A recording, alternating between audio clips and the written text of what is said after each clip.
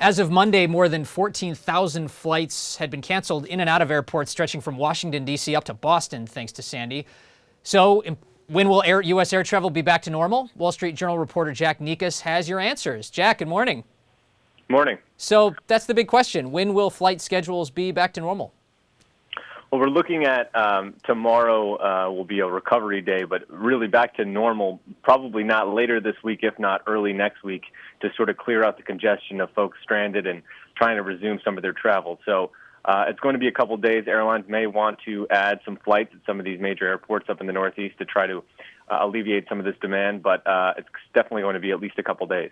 Okay, there have been thousands of flights canceled starting Sunday as airlines, airports really started to lock down the airports. Staff couldn't get there because rapid transit was shut down in advance of the storm. So you had all those flights canceled to begin with. Now, let's talk about which airports in particular, for travelers across the country that may be coming to the Eastern Seaboard. What are the airports that are most impacted here? Well, basically all the major airports, there are 8 of them: Philadelphia, Baltimore, the 2 in D.C., 3 in New York, and Boston. They're all major. They've all been essentially shut down for the past day or so, if not more, and probably going to continue through today for the most part. Now, LaGuardia, there was concerns about flooding. The Port Authority tweeted a picture last night before the storm even made landfall of waters rising towards the runways there, and it's unclear, what the situation there is now. I know that that's been officially closed. It's not even open for emergencies this morning. So LaGuardia may take some time.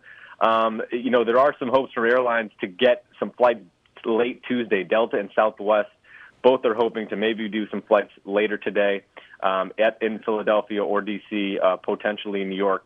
But that remains to be seen, and those flights very well could be canceled. So LaGuardia is going to be an issue. Some of the other New York airports are going to be an issue, and Philadelphia has been really affected by this as well. Mm-hmm. And we just mentioned that already 600 flights have been canceled for Wednesday. I guess I'm wondering what are the knock-on effects for the rest of for airports throughout the rest of the country? Well, this storm even reached Cleveland yesterday. United was canceling regional flights from Cleveland because of high winds.